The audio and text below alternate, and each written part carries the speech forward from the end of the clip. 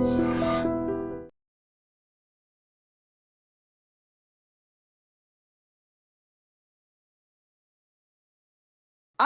of your dream? Study abroad destination? Clear your doubts. Videsh Consult. Call 9676502888. ఆయన ఇంటి నుంచి పొద్దున్న ఎంత ఎండ కానీ నైట్ డ్యూటీ అయితే ఆ నైట్ కానీ కరెక్ట్ టైంకి సైకిల్, తర్వాత లూనా అయింది, తర్వాత స్కూటర్ అయింది. ఇవన్నీ ఒక్కొక్క లెవెల్లో ఆయన ఆ టైంకి వెళ్ళాల్సిందే ఆ బండి. మా నాన్నగారు సైకిల్ తుడిచేది నేనే. మా నాన్నగారు హెడ్ కానిస్టేబుల్, నాకు గుర్తుంది. ఆయన షూస్ పాలిష్ చేసేది నేనే, నాకు గుర్తుంది. మా నాన్నగారు బ్లాక్ షూస్ వేసుకున్నప్పుడు పాలిష్ చేసింది. తర్వాత ఎస్ఐ అయినాక రెడ్ కలర్ షూస్ పాలిష్ చేసింది. నాకు అనిపిస్తుంది ఒక్కోసారి నేను మా నాన్నగారికి అంత సేవ చేసినందుకనే భగవంతుడు నాకు ఇట్లా కరెక్ట్ బ్లెస్సింగ్ ఇచ్చారనిపిస్తుంది. నాన్నగారి సైకిల్ కానీ లూనా కానీ నేనే తొడవడం నా డ్యూటీ అనమాట. తర్వాత నాన్నగారికి ఇవి పెట్టడం, హెడ్ కానిస్టేబుల్ అంటే ఇది పెట్టాలి, ఏఎస్ఐ అంటే ఇక్కడ స్టార్ పెట్టాలి, ఇక్కడ నేమ్ ప్లేట్ పెట్టాలి. ఐఎన్ఐ యూనిఫామ్ రాగానే నా పని అనమాట. మా అమ్మ ఒకసారి నాకు చూపించింది. దాని తర్వాత నాన్నగారికి యూనిఫామ్ రాగానే ఇవన్నీ పెట్టడం నా పని. ఓకే, పెట్టి రెడీ చేస్తే బాబు యూనిఫామ్ రెడీ ఉంది, బాబు సైకిల్ క్లీన్ చేసి పడేసిన, అట్లా ఇది నా పని. And I was doing it with lot of love and affection and out of respect also. ఎందుకంటే అంత కష్టపడి మా కోసం మమ్మల్ని చదివించి పెంచి పెద్ద చేసి today we are here because of him and my parents and my whole family. We were a very joint family, everybody supported. నేను చదువుకునే రోజులో నాకు గుర్తుంది, ఓల్డ్ మలక్పేట మా ఇల్లు.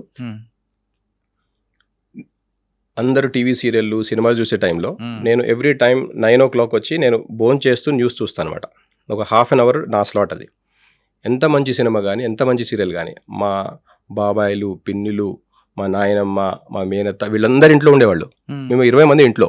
కానీ మీకు ఇచ్చారు ½ an hour. ఆ ½ an hour అందరూ స్విచ్ ఆఫ్.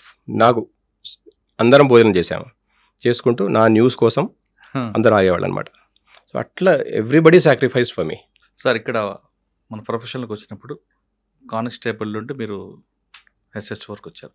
ఆ పీరియడ్లో మీరు చెప్తున్నారు అక్కడ పోస్ట్ చేస్తే గట్టిగా రాడు తేలుతామని. అక్కడ మీకు వచ్చిన స్ట్రగుల్స్ ఏంటండి? దాన్ని ఎలా ఓవర్కమ్ చేసుకోవచ్చు? ఫస్ట్లీ ఒక కల్చరల్ డిఫరెన్స్ ఉంటుందండి. మనం పెరిగిన ఈ వాతావరణానికి, కేరళ వాతావరణానికి ఒక డిఫరెన్స్. ఫస్ట్ టైం కేరళకి వెళ్ళాము.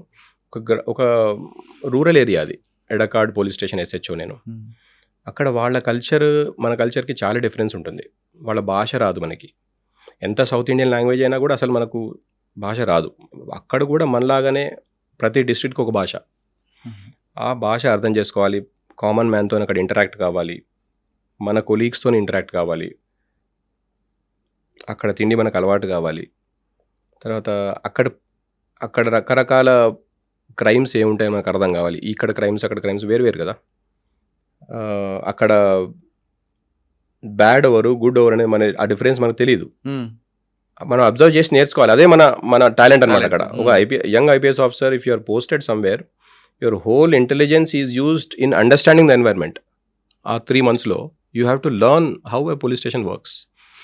సో అక్కడ ఒకసారి ఒక political party, I will not name the party, everything is same for us, and who is in the ruling, who is in the opposition మాకు అవసరమే లేదు, ఎందుకంటే డ్యూటీ. అయితే ఒక పెద్ద ప్రొసెషన్ లాగా వెళ్తున్నారు.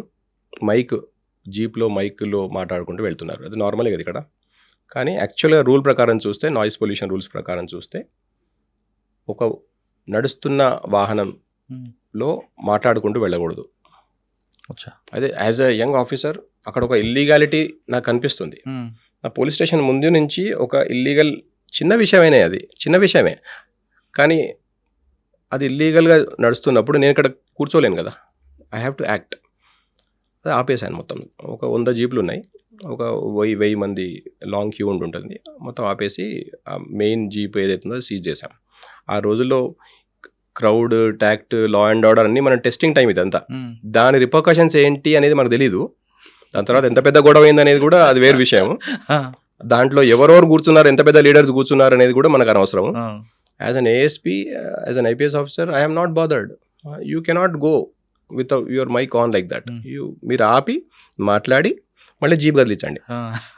అది రూల్. నాకు నేర్పించిన రూల్ అది. అంటే వాళ్ళు చాలా పెద్ద గొడవ చేశారు. అట్లే మీరు కొత్తగా వచ్చిన మీరు మీ తెలియదు ఇక్కడ సంగతి, మేము ఎప్పుడు ఇట్లనే చేస్తాము, మీరు ఇట్లాంటి రూల్స్ ఇక్కడ నడవవు, రూల్స్ ఎక్కడ నడవు. నిజం చెప్పాలంటే వాళ్ళు పాలించిన రూల్స్ ఇంకెక్కడ పాలించరు. దాన్ని కూడా మనం టైట్ చేస్తున్నాం అక్కడ. ఎందుకంటే మనకు that is how it is as a young officer. అయితే వాళ్ళు ఆపాము, వాళ్ళు గొడవ చేశారు, మొత్తం పోలీస్ స్టేషన్ ముందంతా 1000 మంది జమ అయిపోయారు. ఉన్నది మేము ఒక 20 మంది ఉండే అంతే. ఎస్పీకి ఫోన్, మా ఎస్పీకి రిపోర్ట్ చేయాలి కదా, ఎస్పీకి చేస్తే ఆయన కూడా నవ్వుకుంటున్నాడు, వీడు మొదలు పెట్టేశాడని. ఇది ఒక చిన్న విషయం. How a small decision, small illegality can become a big law and order అనేది. తర్వాత ఒక దగ్గర ఒక కమ్యూనల్ మర్డర్ అయింది, కానీ అక్కడే మర్డర్ అవుతే అది నా పోలీస్ స్టేషన్ కాదు, కానీ ఎస్పీ అన్నాడు నువ్వు నేర్చుకోను, ఎట్ వెళ్ళి కంట్రోల్ చేయన్నాడు. ఏం చెప్పలే అంతే, నువ్వు వెళ్ళు కంట్రోల్ చేయన్నాడు అంతే. ఏం కంట్రోల్ చేయాలి, ఎవరిని కంట్రోల్ చేయాలి ఏం తెలియదు నాకు. ఆయన ఇప్పుడు చేసిన ఆఫీసర్ ఆయనే, నా ట్రైనీ ఎస్పీ అనమాట. ఇప్పుడు ఆయన ఎస్పీజీలో ఉన్నారు. అయితే ఇల్లు అంటే నేను అర్థం చేసుకున్నాను, మిగతా ఆఫీసర్స్ నుంచి డివైఎస్పీలు వాళ్ళు వీళ్ళు ఉంటారు, చెప్పారన్నమాట ఇది ఇట్లా కమ్యూనల్ మర్డర్ అయింది, అక్కడ కర్ఫ్యూ పెట్టారు, వాళ్ళంతా రోడ్డు మీద టైర్లు చెట్లు పడేసి తగలబెడుతున్నారు అనమాట. ఆ రోజు పిల్లల ఎగ్జామ్స్ కూడా ఉండొస్తున్నాయి, అప్పుడు పిల్లలు ఎగ్జామ్స్కి పోలేకపోతున్నారు. అయితే నేను డిసైడ్ చేశాను అనమాట, come what may, I will ensure that all the children will attend there exams in time. బస్సులు పోనివ్వట్లేరు, ఎగ్జామ్స్ కానివ్వట్లేరు. సో నేను ఒక్కడే, నేను జీప్ డ్రైవరు, ఒక పిఎస్ఓ, బస్సులు పటాలం అంతా వస్తుంది వెనక, టైం లేదంత. నేనే వెళ్ళాను అనమాట. వెళ్ళి ఆ రూట్ మొత్తం మైసూర్ బార్డర్ దాకా వెళ్తుంది. ఆ రూట్ మొత్తం నేను క్లియర్ చేసుకుంటూ వెళ్ళాను.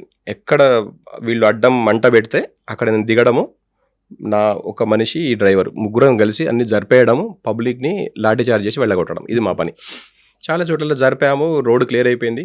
కొంతమంది పిల్లలు రోడ్డు మీద యూనిఫామ్ వేసుకొని నిలబడ్డారు. ఎగ్జామ్ ఎక్కడ పోవాలి అంటే నాకు భాష రాదు.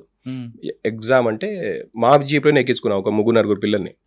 ఆ రోడ్లో వాళ్ళ స్కూల్లో దింపడం, మళ్ళీ వేరే పిల్లలు కనిపిస్తే వాళ్ళని ఎక్కించుకోవడము, రోడ్లు క్లియర్ చేయడం మా పని.